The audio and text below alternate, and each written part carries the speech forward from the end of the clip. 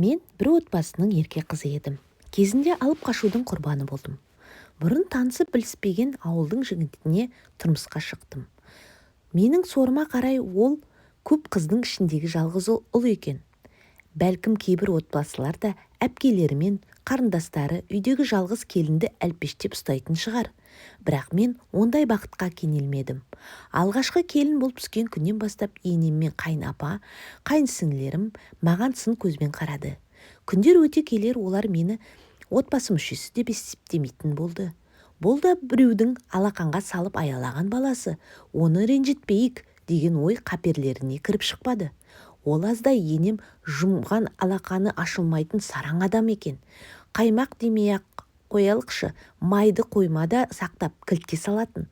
Оның шашына оралған бір уыс сылдырлаған кілттерді көргенде әсіресе аяғым ауыр кезде сілекейім шұбыратын. Әр күнім тозаққа бергісіз өтіп жатты. Бастапқыда келінді қатал ұстау берік дәстүр деп көңіл бөлмеуге тырысатынмын.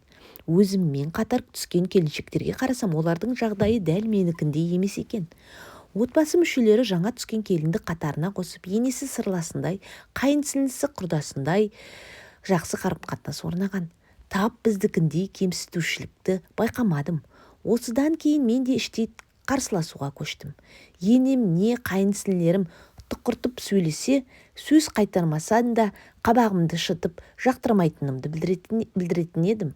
Алғашқы қызымды көтергенде қайын жұртым таяғы қалмай перзентханаға барып өздері шығарып алды.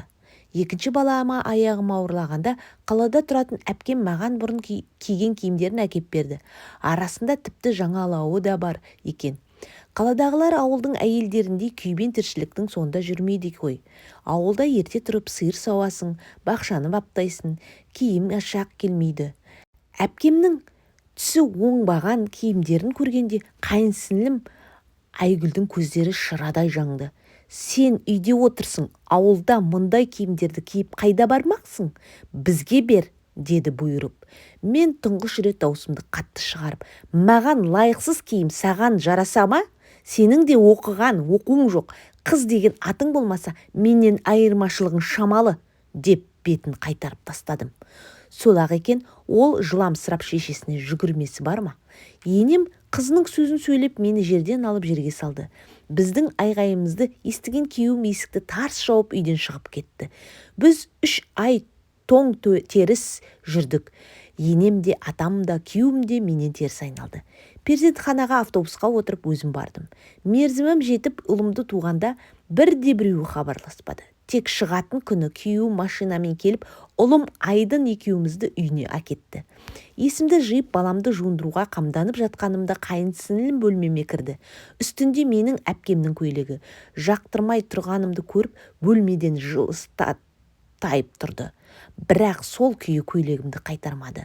Менің жаныма батқаны ол да емес. Арада бір ай өткенде қайынсіңлімнің айдап салуымен күйеуім мені соққыға жықты. Денемді сипалап жылап отырғанымда бірде-біреу араша түспеді. Ал қайынсіңлім айызы қанғандай сол күні алшаң басып жүрді.